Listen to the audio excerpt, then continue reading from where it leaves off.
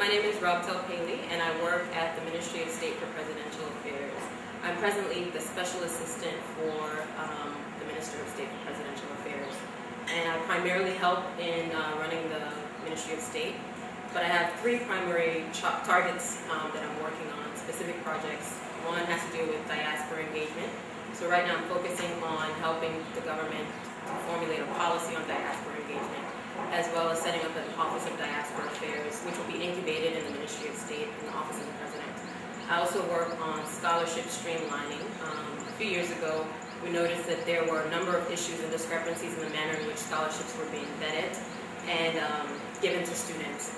And so the President asked me to come up with a scholarships policy and to also set up a committee on scholarships that comprises the Ministry of State for Presidential Affairs, the Ministry of Planning and Economic Affairs, sports, education, as well as the CSA and the University of Liberia. So I chair that committee, and we are basically responsible for coming up with a set of guidelines, which we've already articulated in our scholarships policy, and then vetting bilateral scholarships, so government scholarships that are donated to Liberia, to ensure that the best and the brightest in Liberia are offered these scholarships and go on to perform really well and come back to Liberia to serve in the government.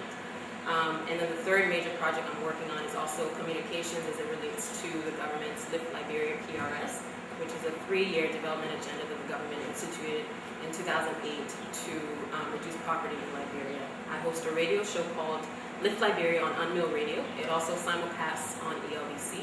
And the purpose of the show is to really inform the public about what's happening as it relates to implementation of the PRS. So in terms of the 4 pillars, peace and security, economic revitalization, governance and rule of law, as well as infrastructure and basic services. I moved back to Liberia in July 2007. I was actually a student, a master's candidate at the University of Oxford in England, doing a master's in African history and politics, specifically focusing on West African history and politics. And I was writing a thesis on the impact, ironically enough, the impact of diaspora Liberians returning to the country during post-conflict reconstruction. So it was really an opportunity for me to do research on what I would eventually, I sort of became my own research, sort of like a Frankenstein and Jekyll and Hyde kind of setup. But the purpose of the research was, it was sort of an ulterior motive for me because I knew that eventually I wouldn't want to move back to Liberia. So I came back in 2006 in December and did a series of interviews with people who had recently returned. And then I wrote my thesis and graduated, and about 3 days later, I showed up to Liberia to work for the government. I think of myself as an academic and a writer, and I've been doing a lot of research on the processes of migration, especially migration out of the continent of Africa. But I was really fascinated by this new trend of people who are moving back to the continent, sort of as a brain gain initiative. Because you always hear this brain drain, brain drain. But I started to sort of turn that whole notion on its head and say, well, there are people moving back. And because of that, I became more and more interested in going back. But beyond that, I think ever since I was very young, I moved to the States in Washington, D.C. when I was 6, but ever since I've been really young, I've had sort of this metaphysical connection to Liberia. I always knew that it was a place that I would return to. I didn't know when and where, what the venue or sort of the context would be, but I knew that I would come back to Liberia because I never really thought of the United States as my country. It was sort of a place where I felt, Homi Bhabha talks about this notion of being doubly inscribed, and then, what's his name? I can't remember the author, but he talks about this notion of double consciousness. W.E.B. Du Bois, that African Americans are split in two, and I felt that I was sort of in that setting. I wasn't necessarily fully embraced by the U.S., but I lived there because of circumstances beyond my control. But I always felt like Liberia was my home. So, that notion of being doubly inscribed always, stayed with me for a very long time. And then also my father had this idea of constantly inculcating me in the notion that Liberia is always my home, it's my culture, it's where I came from, and it is a nation that I should return to. And I think a lot of Liberians have this sort of metaphysical connection. They want to be in Liberia, but because of the war, because of the civil conflict, they couldn't return. But psychologically and even emotionally and spiritually, they were physically in the country.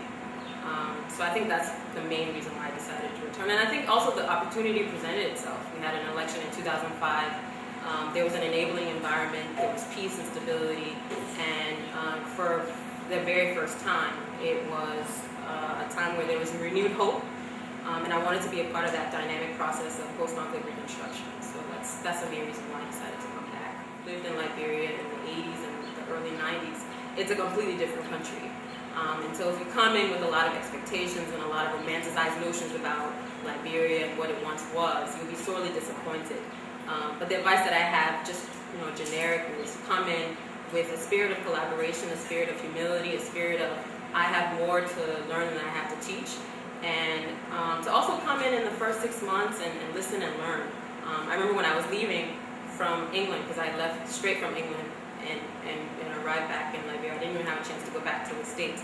But my father told me before I left, he said, Robtel, for the first 6 months, I just want you to shut up and listen. And he said this specifically to me because he knows how passionate I am and how I want to change the system and change things. But he said that it's important to understand the context in which you're going back and to work with that context, such that you're a collaborator, not necessarily a dissenter.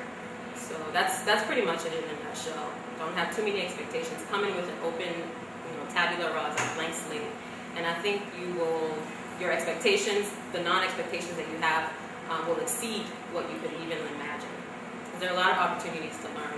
There are also a lot of opportunities to teach in Liberia, and it's a really, really dynamic part of the country's history. And I would encourage anyone who's listening to come back, even if you're just testing the waters and you want to get a sense of what's going on the ground. Come for a week or two, ask questions, listen keenly, and I think the answers will definitely reveal themselves to you. The greatest lessons I've learned working in Liberia is I think a lot of us who come from abroad are so used to a certain pace. It's go, go, go, go, go. Efficiency, efficiency, efficiency. Time is money, But Liberia has its own rhythm and its own pace. And I had to learn that the hard way because I was also really adamant about people doing things at a certain time, time management. But that goes without saying that the pace is different, the rhythm is different, and you just sort of have to flow into it, sort of like an ebb and flow of the waters.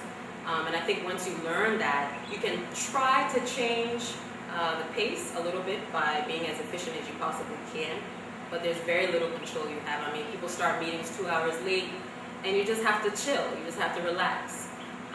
So I think that's one of the greatest lessons I've learned, is that it does have its own rhythm, in terms of time, as also in terms of just the way that things work, the way that you speak to people, the way that you interact on your day-to-day interactions. I think if you come in again with those non-expectations, I think if you listen and you learn and you watch and you see, you'll notice that the rhythm there's a method to the madness. I think in every country there's a method to the madness. So Liberia has its own method to the madness. Liberia is open for numerous opportunities. I think Liberia is going to be a post-conflict success story. In the next 5 years, we'll speak of Liberia as the model country in terms of reforming and just changing the system from no system at all to something that should be held up in high regard. So I think if anyone is interested in coming back to Liberia or coming to Liberia to explore options, it's definitely the place you want to be on the West African continent. And you'll find that it's becoming the hub for not only businesses and NGOs and people working in government sector, but also people who are interested in tourism. Apparently we have the best waves in Cape Mount. So it's just a great place to explore. And I would encourage anyone to come if they feel so inclined.